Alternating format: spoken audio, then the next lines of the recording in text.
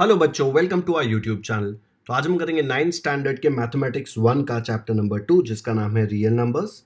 इसका practice set 2.2 का एक पार्ट मैंने ऑलरेडी अपलोड कर दिया है। अगर आपने वो नहीं देखा है तो जल्दी से जाके देख लीजिए ताकि आपको वो दोनों क्वेश्चंस अच्छे से समझ में आ जाए। आज हम करेंगे प्रैक्टिस सेट 2.2 के प्रूफ वाले क्वेश्चंस। प्रूफ वाले क्वेश्चन शुरू करने के पहले मैं आपको डिटेल में एक्सप्लेन करता हूँ कि इर्रेशनल नंबर्स क्या होते हैं। मैंने आपको बताया था कि रैशनल नंबर क्या होता है। रैशनल नंबर वैसे नंबर्स होते हैं जिनको आप P अपॉन Q फॉर्म में लिख सकते हो। दुनिया में से कहीं से भी रैशनल नंबर लेके आओ, वो रैशनल नंबर को आप हमेशा P अपॉन Q फॉर्म में लिख सकते हो। ठीक है, यहाँ पे देखो, अगर आप रैशनल नंबर को डेसिमल फॉर्म में लिखेंगे तो दो टाइप्स पॉसिबल है, या तो टर्मिनेटिंग टाइप या फिर रेकरिंग टाइप या रिकरिंग टाइप। टर्मिनेटिंग टाइप मतलब क्या, देखो ये 2/5 एक रैशनल नंबर है, इसको डेसिमल पॉइंट में कन्वर्ट किया तो आंसर आता है 0.4। तो ये 4 पे नंबर खत्म हो जा रहा है ना, टर्मिनेट का मतलब खत्म। ठीक है, तो 0.4 एक टर्मिनेटिंग टाइप का डेसिमल नंबर है। सिमिलरली 7/64 को जब मैंने डिवाइड करके देखा तो ये आ रहा है आंसर। ठीक है, ये 5 पे खत्म हो रहा है, भले डेसिमल के बाद 1 2 3 4 5 6 डिजिट्स आए, लेकिन 6th डिजिट पे ये खत्म हो गया। ऐसा नहीं कि इसके भी आगे जा रहा है, इसलिए टर्मिनेट हो रहा है। सिमिलरली ये भी। रिकरिंग में क्या होता है, सेम नंबर बार बार रिपीट होता है इन्फिनिटी तक। ठीक है, 17/36 एक रैशनल नंबर है, लेकिन जब आप इसको डेसिमल में कन्वर्ट करेंगे, कैसे करेंगे डेसिमल में कन्वर्ट, 17 को 36 से डिवाइड करेंगे और डिवीजन परफॉर्म करेंगे तो आपको ऐसा आंसर आता है 0.472222। ये 2 बार बार आते रहता है, इसलिए हम लोग इसको कैसे लिखते हैं, 0.472 और 2 पे एक डॉट डालते हैं। इसका मतलब ये 2 इन्फिनिटी तक रिपीट हो रहा है। ठीक है, तो ये दिख रहा है, ये 2 बार बार वापस आ रहा है। रिकर मतलब रीअकर, वापस वापस आ रहा है ना, तो इसको बोलते हैं रिकरिंग टाइप। इसको नॉन टर्मिनेटिंग क्यों बोलते हैं, बिकॉज ये खत्म नहीं होता। देखो यहाँ पे डॉट दिया हुआ है ना, ये 3 डॉट का मतलब इन्फिनिटी तक जा रहा है, खत्म नहीं हो रहा। यहाँ पे खत्म हो रहा था इसलिए टर्मिनेटिंग, यहाँ पे खत्म नहीं हो रहा इसलिए नॉन टर्मिनेटिंग। ठीक है, लेकिन खत्म नहीं हो रहा, लेकिन एक पैटर्न बन रहा है, इसमें रिकर हो रहा है, वापस वापस आ रहा है। देखो 2 बार बार आ रहा था इसलिए 2 पे डॉट डाल दिया। ये वाले नंबर में 33/26 एक रैशनल नंबर है, जब उसको डिवाइड करके देखा तो ऐसा वाला नंबर आया जिसमें दिखता है कि 692307 692307 बार बार रिपीट हो रहा है, पैटर्न आ रहा है ना। रिकरिंग मतलब पैटर्न आना। तो ये 692307 को एक बार लिखा और उसके ऊपर एक ऐसे बार बना दिया। इसका मतलब क्या, बार का मतलब ये बार बार रिपीट हो रहा है। सिमिलरली यहाँ पे 513 रिपीट हो रहा था तो 513 पे बार डाल दिया। तो ये सारे रैशनल नंबर्स हैं। ठीक है, रैशनल नंबर्स को दो टाइप में आप कन्वर्ट कर सकते हो, या तो टर्मिनेटिंग टाइप होगा या तो नॉन टर्मिनेटिंग। बट कोई भी टाइप का हो वो P अपॉन क्यू तो कर ही सकते हो। देखो यहाँ पे P upon Q, P upon Q, P upon Q. यहाँ पे नॉन टर्मिनेटिंग है तो भी P अपॉन क्यू है ना। P भी एक इंटीजर, Q भी एक integer, P integer, Q integer. समझ में आ गया, एकदम क्लियर है रैशनल नंबर क्या होता है। कोई भी रैशनल नंबर कहीं से भी लेके आओ, आप हमेशा उसको P अपॉन क्यू फॉर्म में लिख सकते हो। ओके, एक एग्जांपल लेता हूं। क्या मैं बोल सकता हूं 4/10 एक रैशनल नंबर है। रैशनल नंबर का डेफिनेशन क्या था, P अपॉन क्यू, P एक इंटीजर, Q भी एक इंटीजर। यहां पे देखो 4 एक इंटीजर, 10 भी एक इंटीजर, तो मैं बोल सकता हूं 4/10 एक रैशनल नंबर है। रिड्यूस्ड फॉर्म करके एक आप वर्ड देखेंगे, रिड्यूस्ड फॉर्म। रिड्यूस्ड फॉर्म मतलब क्या, रिड्यूस करना। ये जो नंबर है ये रिड्यूस करना पॉसिबल है क्या, मतलब ये कट हो सकता है क्या। देखो 4/10 को आप 2 के टेबल में कट कर सकते हो ना, 2 2s are 4, 2 5s are 10। तो इसका वैल्यू क्या आ गया, 2/5। अब इसको और कट कर सकते हो क्या, 2 और 5 एक टेबल में जाते ही नहीं है, नहीं जाते ना। तो ये सबसे रिड्यूस्ड फॉर्म है, कट करके जो आता है वो।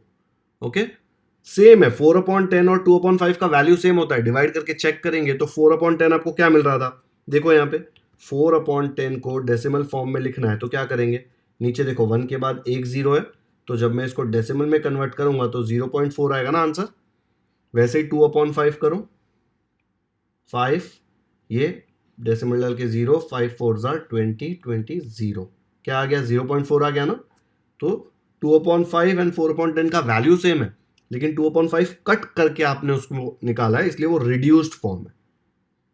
ठीक है, समझ में आया, टेंशन मत लो। रिड्यूस्ड फॉर्म मतलब क्या, जो भी रैशनल नंबर दिया है उसमें आप कट करके चेक करेंगे कट होता है कि नहीं होता। जरूरी नहीं है हर बार कट हो, जैसे यहाँ पे देख लो ये कट नहीं होता है, रिड्यूस सबसे छोटा फॉर्म है, इससे और छोटा हो ही नहीं सकता है।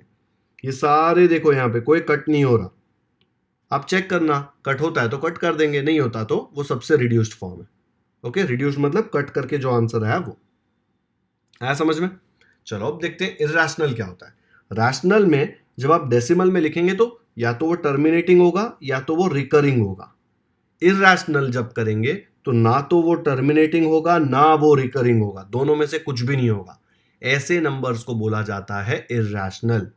मतलब इर्रेशनल नंबर को आप पी अपॉन क्यू फॉर्म में तो लिख ही नहीं पाओगे, प्लस वो टर्मिनेटिंग भी नहीं होगा एंड वो रिकरिंग भी नहीं होगा, उसमें कोई पैटर्न ही नहीं होगा, कुछ भी रैंडम जंगली जैसा नंबर होगा। ठीक है, चलो एक एग्जांपल लेके देखते हैं। ये सारे नंबर्स देखो, मैंने सब नंबर्स को रूट के अंदर, छतरी के अंदर डाला है। जनरली सब लोग अज्यूम करते हैं कि छतरी दिखा तो इरेशनल नंबर, ये बिल्कुल गलत है।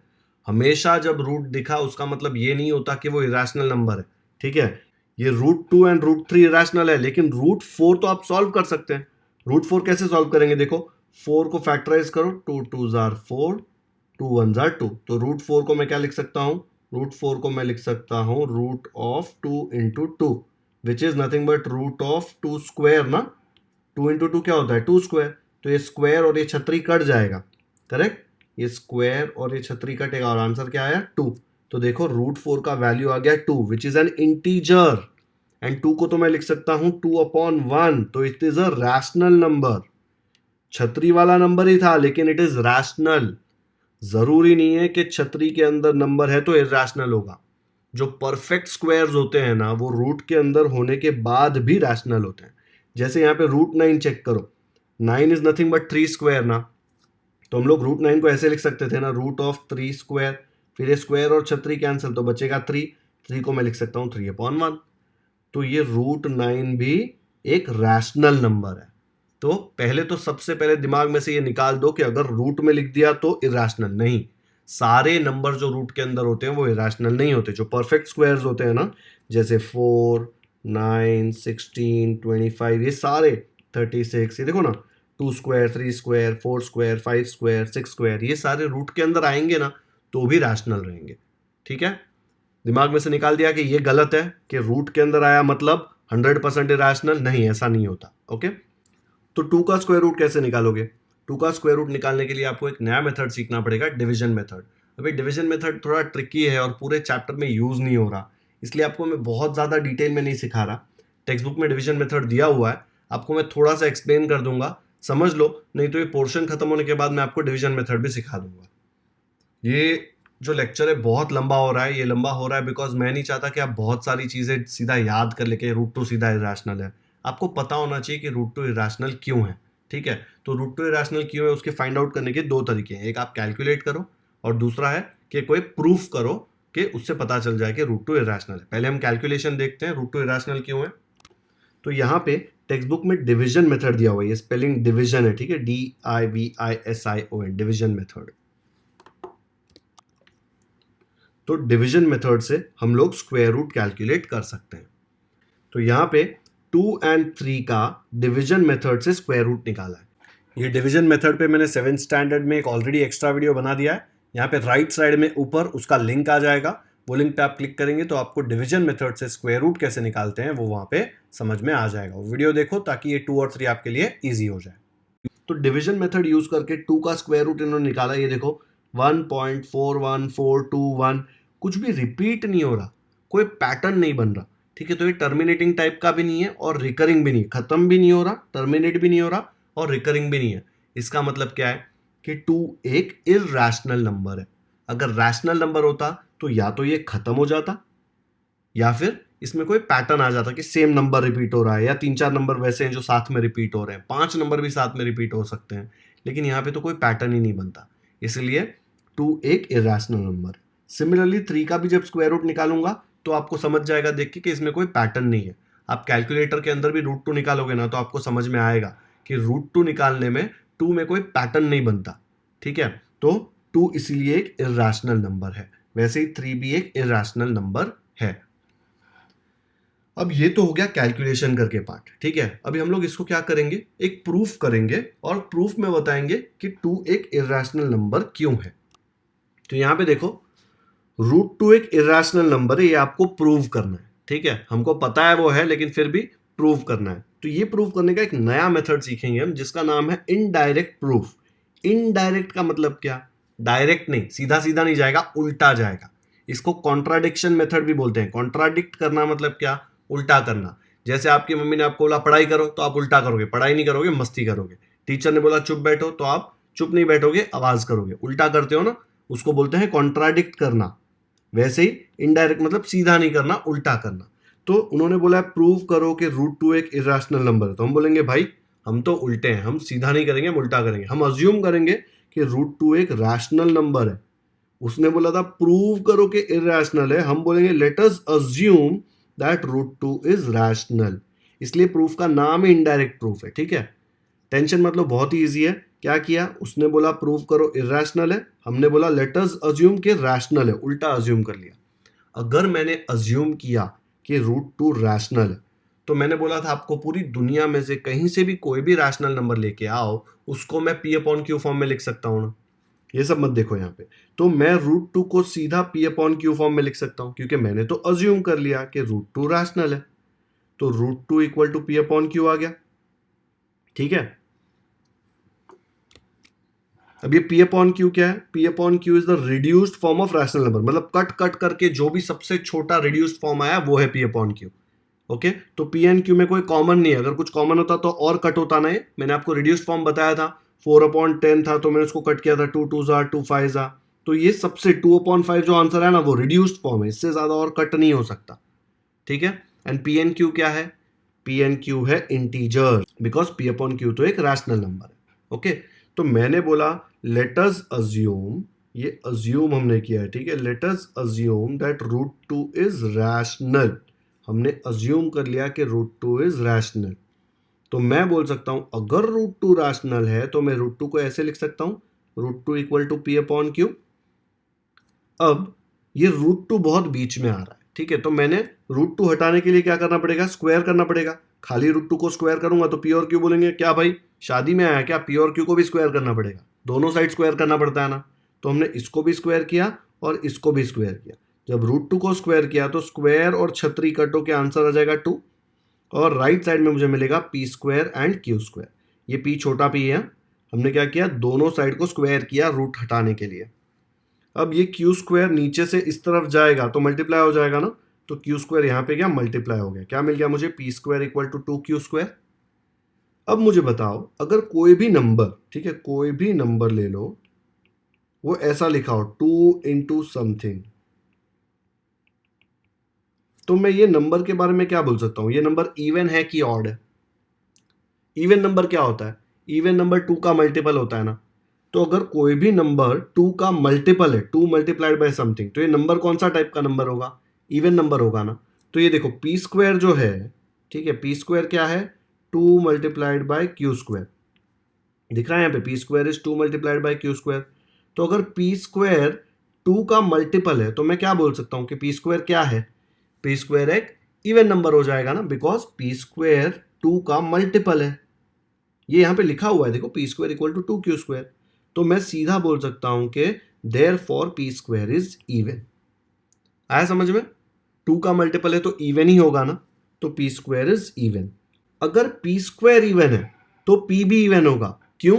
क्योंकि इवन नंबर को स्क्वायर रूट करेंगे तो आंसर हमेशा इवन आता है। एग्जाम्पल ले लो, लेट्स से मैंने 2 का स्क्वायर किया तो 4 आया, फिर 4 का स्क्वायर देखो, 4 का स्क्वायर आया 16, 6 का स्क्वायर आया 36। अब इवन नंबर देख लो, 8 स्क्वायर आया 64, 12 स्क्वायर आया 144, 20 स्क्वायर आया 400। अब देख लो कोई भी इवन नंबर का ही स्क्वायर होता है। तो अगर P² इवन है तो मैं बोल सकता हूं P भी इवन है। ओके, अब मुझे बताओ अगर P इवन है तो नंबर 2 जो है वो P का फैक्टर होगा, क्योंकि कोई भी इवन नंबर ले लो उसका फैक्टर 2 तो होता ही है। कोई भी इवन नंबर ले लो, आप 4 ले लेंगे तो 4 में भी देखो 2 इंटू 2 आएगा ना, 2 उसका फैक्टर आएगा। 50 ले लो, 50 को आप लिख सकते हो 2 मल्टीप्लाइड बाय 25, 25 2 50 होता है ना। तो कोई भी इवन नंबर लिया तो उसका 2 तो फैक्टर आता ही है, कोई भी इवन नंबर, ठीक है। 2 से लेके इन्फिनिटी तक कोई भी इवन नंबर ले लो तो 2 उसका फैक्टर आएगा ही आएगा। आया समझ में?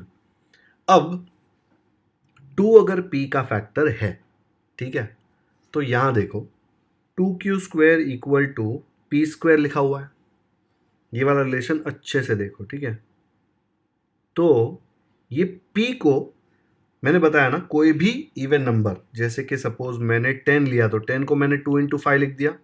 अगर 12 है तो मैंने उसको 2 इंटू 6 लिया, इवन नंबर देखो 12, उसको 2 मल्टीप्लाइड बाय समथिंग ले लिया। सपोज 18 है, 18 को क्या लिख सकता हूँ, 2 इंटू 9। 50 को क्या लिख सकता हूँ, 2 इंटू 25। ऐसी कोई भी इवन नंबर है p, ठीक है, p एक इवन नंबर है तो उसको मैं लिख सकता हूँ 2 मल्टीप्लाइड बाय कोई तो नंबर आएगा यहाँ पे, लेकिन मैं 2 के टर्म्स में उसको लिख सकता हूँ बिकॉज वो इवन नंबर है। तो मैंने उसको लिखा 2 मल्टीप्लाइड बाय t, ठीक है। t एक कोई तो नंबर है, हमें नहीं पता, लेकिन p को मैं 2 के टर्म्स में लिख सकता हूँ। तो ये जो p है ना, इसके जगह पे मैंने डाल दिया 2 मल्टीप्लाइड बाय t, ठीक है। देखो p is equal to 2t। कैसे लिखा ये, बिकॉज जो 2 है ना वो p का फैक्टर है। तो कोई भी इवन नंबर को आप 2 मल्टीप्लाइड बाय समथिंग लिख सकते हैं, ओके।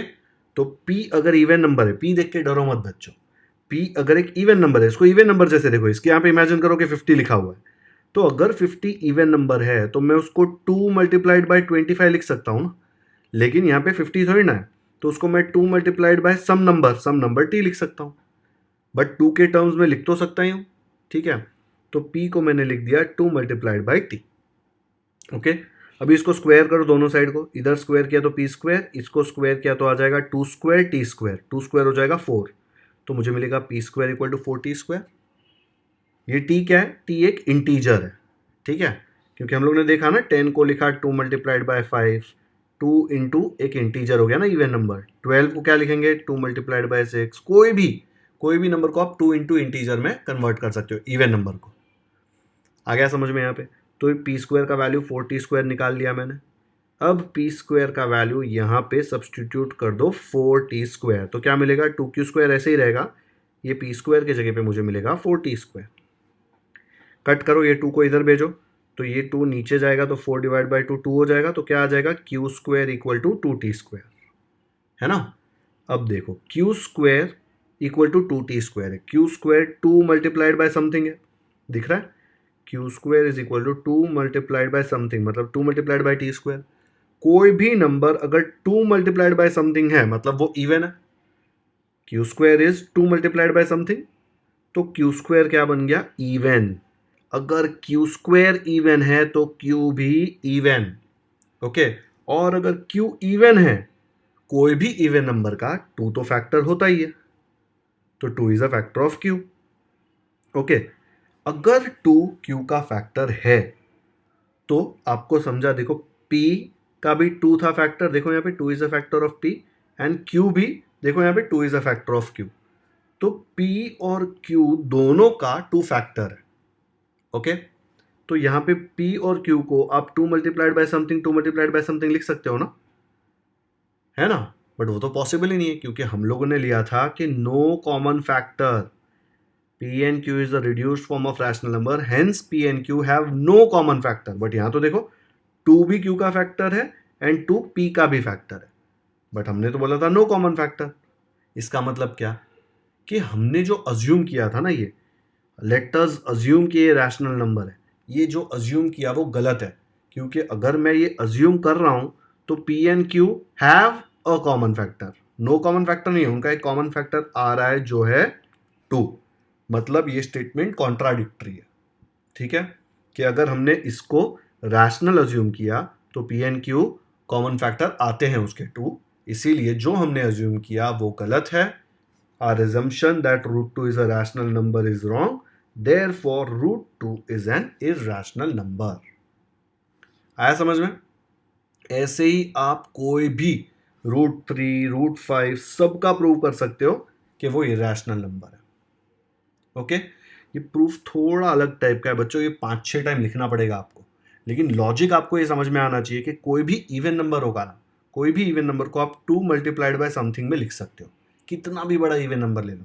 जैसे 1000 भी ले लिया ना, तो 1000 को आप लिख सकते हो 2 multiplied by 500, 2 multiplied by something आ गया ना, तो इवन नंबर हो गया ना, ओके।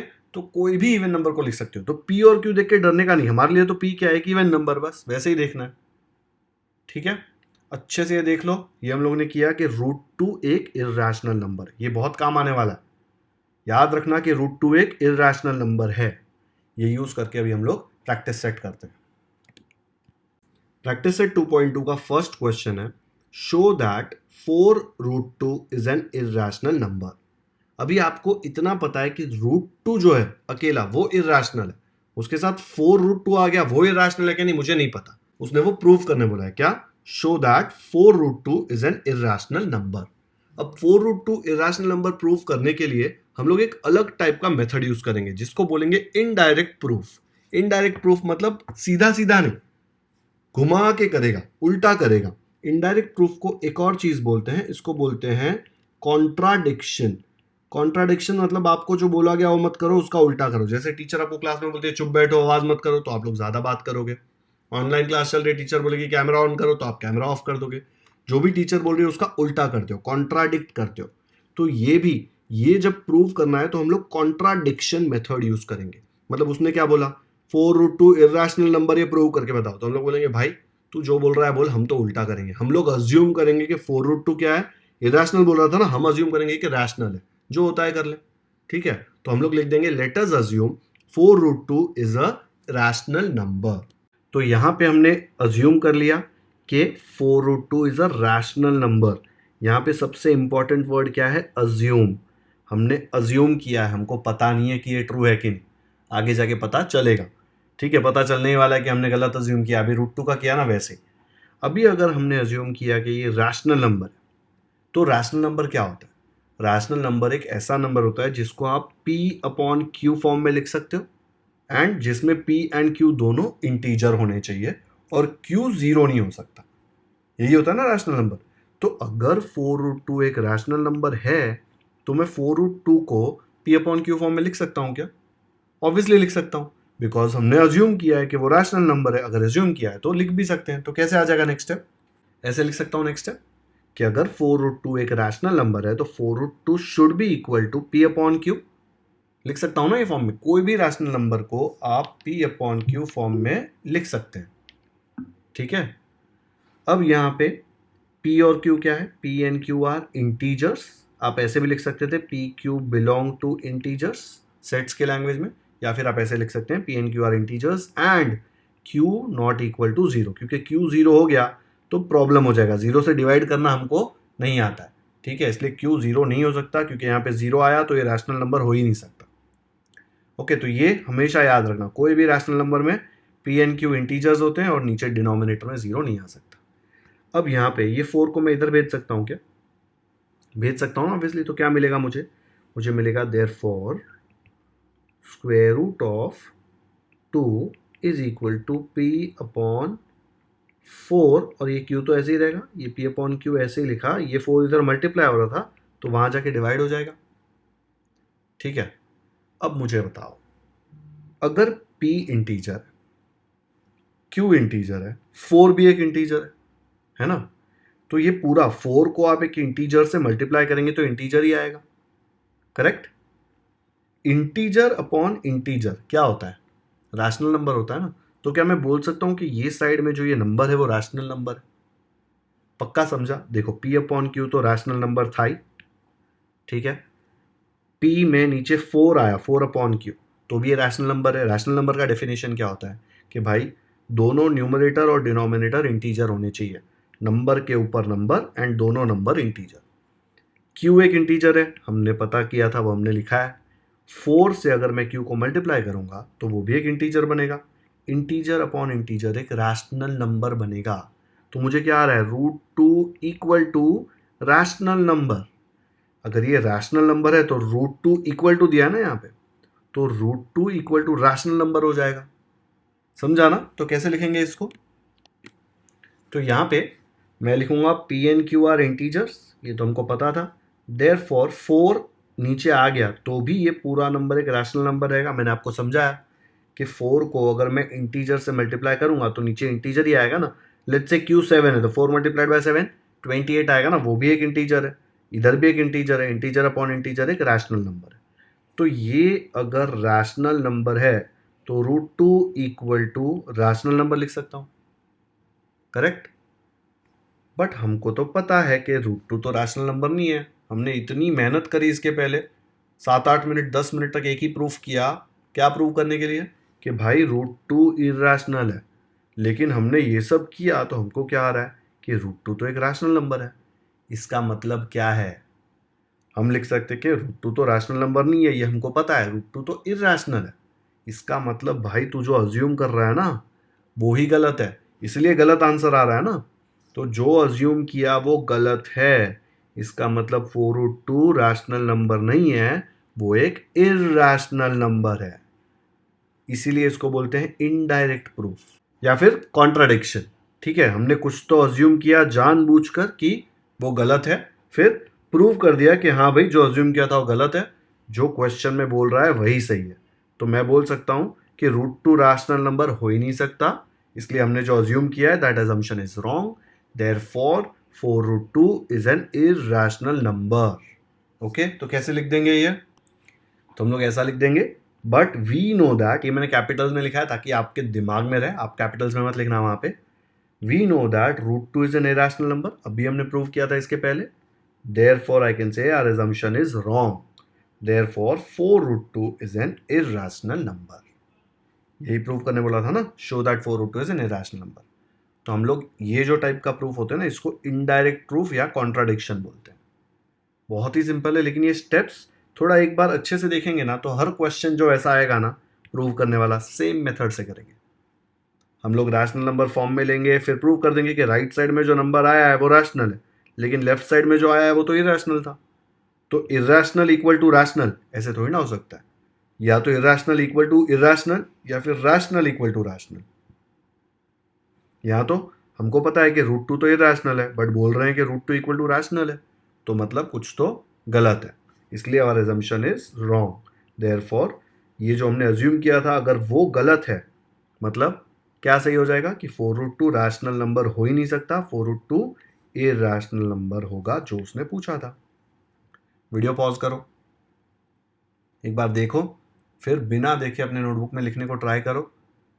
नहीं समझ में आ रहा है तो वीडियो फिर से देख सकते हो, लेकिन ये एक प्रूफ आ गया ना, तो ऐसे वाला जो प्रूफ होता है ना, show that it is an irrational number, वो बहुत ही इजीली हो जाएगा। ओके, आ गया समझ में?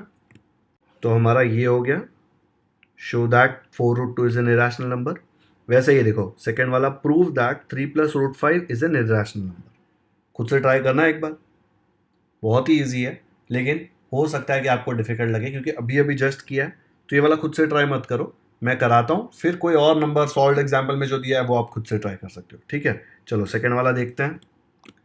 तो सेकेंड क्वेश्चन दिया है, prove that 3 + √5 is an irrational number. हम लोग फिर से क्या यूज करेंगे, इनडायरेक्ट प्रूफ। उसने बोला है कि भाई प्रूव करो इरैशनल है, हम लोग बोलेंगे we will assume that it is a rational number. तुम जो बोल रहे हो वो हम अज्यूम ही नहीं करेंगे, हम लोग उल्टा अज्यूम करेंगे। तो जैसा वहां पे लिखा था वैसा यहाँ पे लिख देंगे, let us assume that 3 + √5 is a rational number.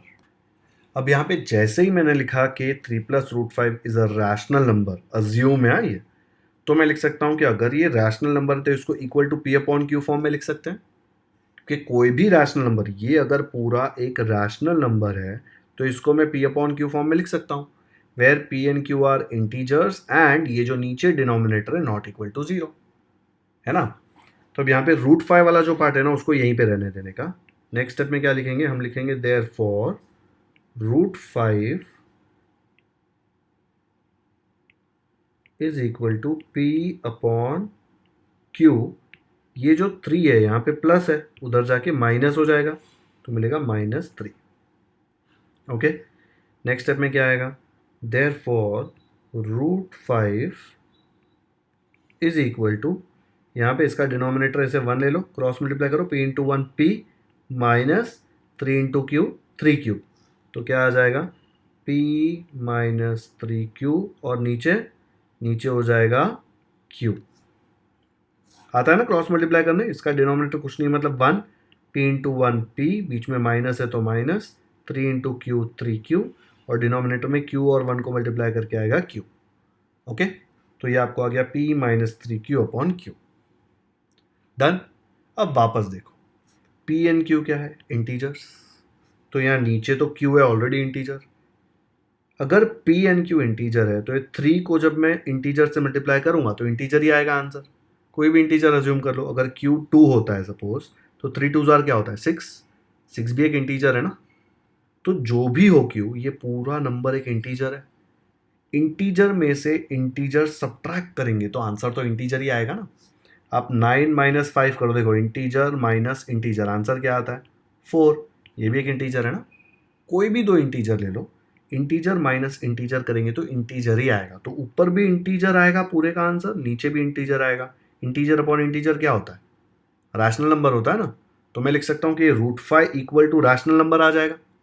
Correct. कैसे लिखेंगे वो, ऐसे आ जाएगा ना कि पी एन क्यू तो इंटीजर है, तो ये पूरा जो नंबर है ये एक रैशनल नंबर हो जाएगा। तो यहां पे इसके जगह पे मैं रैशनल नंबर लिख रहा हूं, मतलब √5 एक रैशनल नंबर है, ऐसा हमको पता चल रहा है।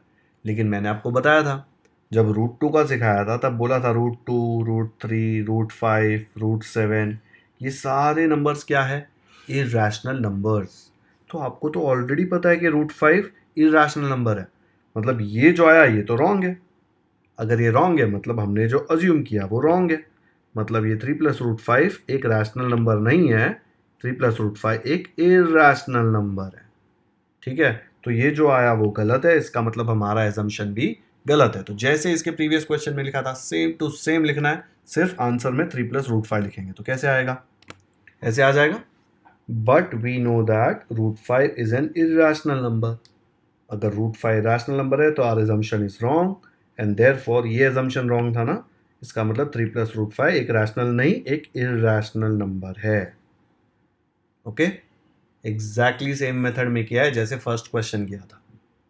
वीडियो पॉज करो, देखो अच्छे से एक बार, और ये वाला सोल्यूशन खुद से नोटबुक में ट्राई करो लिखना। नहीं आता है तो वीडियो रेफर कर सकते हो, लेकिन खुद से ट्राई तो करना ही है। सब कुछ सेम है, पूरा लैंग्वेज सेम है, खाली नंबर्स चेंज हो रहे हैं बस। ठीक है, आ गया समझ में। तो यहाँ पे अपना ये सेकेंड क्वेश्चन भी खत्म होता है।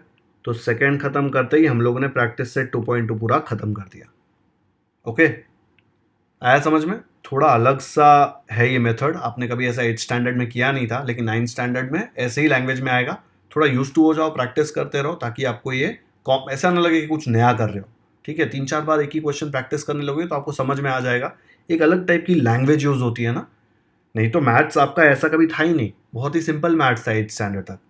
9th में भी सिंपल है, बट लैंग्वेज थोड़ी चेंज हो रही है, प्रूफ आ रहा है, आपको अज्यूम करना पड़ रहा है। ठीक है, तो प्रैक्टिस करोगे तो सही हो जाएगा।